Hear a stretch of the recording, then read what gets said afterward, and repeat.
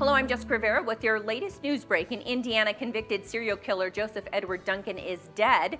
58-year-old Duncan died from brain cancer at a hospital near the Indiana prison, where he was on death row for the 2005 killings of 4 family members in Idaho. And a Missouri mom is dead after falling to her death in Cancun, Mexico. The woman was on spring break with her high school senior and other classmates when she reportedly fell off the 4th floor balcony of the resort. Officials say it was an accident. And in Oklahoma, 47-year-old pastor's wife, Christy Evans, and her alleged accomplice have been arrested for the murder of Evans' husband. Evans has confessed to shooting and killing her 50-year-old pastor husband, David Evans, at their home last week. And that's your latest news break. Now back to America's Voice Live. All right, Jessica, thank you for that. Now, over the weekend, President Biden came out and played the race card, this time against new Georgia voting laws. He tweeted this: the Georgia voting law, like so many others being pursued by Republicans in state houses across the country, is a blatant attack on the right to vote, the Constitution, and good conscience. It's Jim Crow in the 21st century, and it must end. We want to talk to our panel about this today. Today we have Democrat strategist Kelly Hyman, director of the Amistad Project, and former Attorney General of Kansas Phil Klein, and Real America's Voice correspondent Heather Mullins. I want to go to Kelly first. Kelly, he says this, but a recent poll is showing that 69% of African Americans want voter ID, and 75% of overall voters are looking for voter ID. So how is he comparing this to Jim Crow laws? Well, first, I would disagree with you in regards to that poll. It's the first time I'm hearing about that.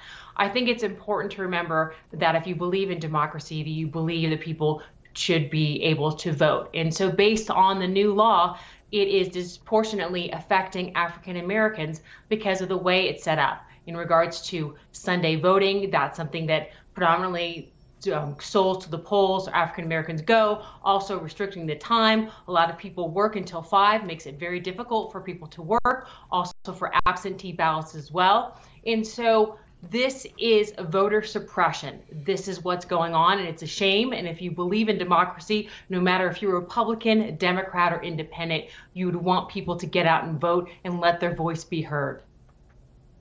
Something else the polling finds is that there's an overwhelming amount of support in America for voter ID, something that Democrats have also called racist and voter suppression. Phil Klein, have you weigh in next. I think that voter ID, to suggest the idea that somehow African Americans or Hispanic folks or anybody else of color just can't seem how to figure out how to use an ID, that mindset is racist to me. Your thoughts? Well, it is deeply concerning that when anything that enhances or protects voter or election integrity is considered racist, we lose our ability to even dialogue in the issue. The reality is that the manipulation of the law occurred on the left this election with the influence of hundreds of millions of dollars of private money that got the urban core to set aside election integrity laws that undermined our faith in the election.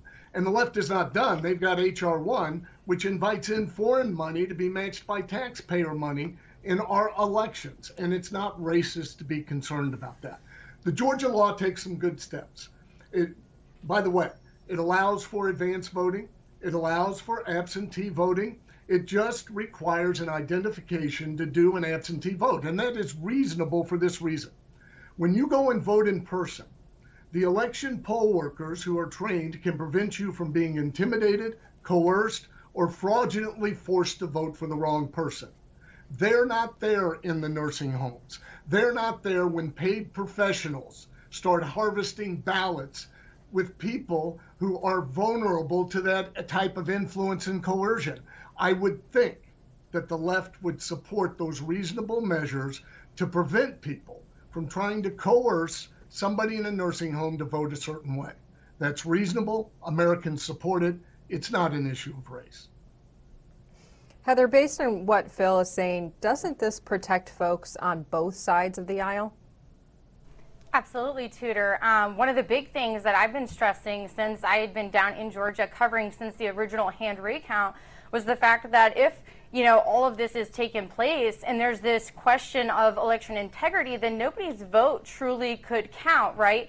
And in fact, the reason that these voting laws have been put in place is because we heard at 2 different Georgia Senate hearings hours and hours of sworn affidavits and testimony, people saying that they would go in on election day to vote and being told that somebody already voted in their name.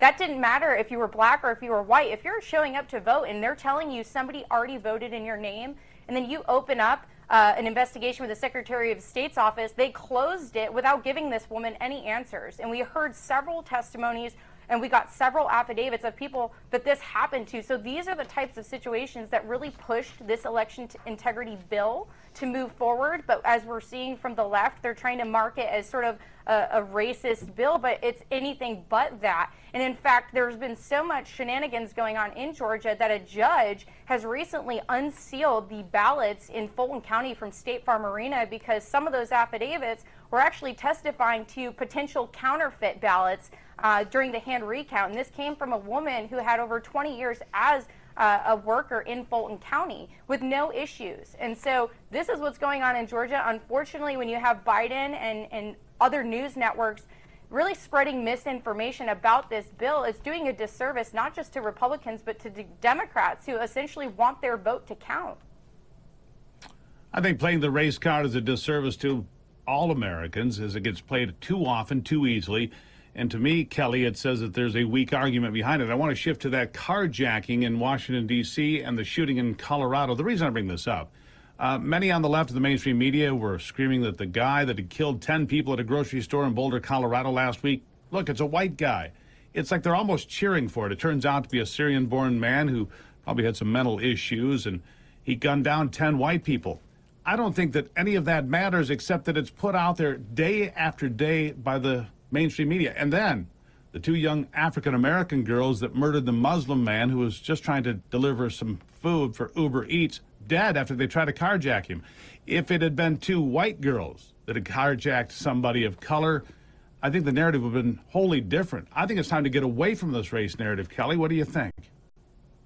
Well, first, no one cheers for a mass shooting. My thoughts and prayers go out to the families that have been affected by it in Boulder, Colorado, and especially to the officer who puts his life on the line and had 7 children.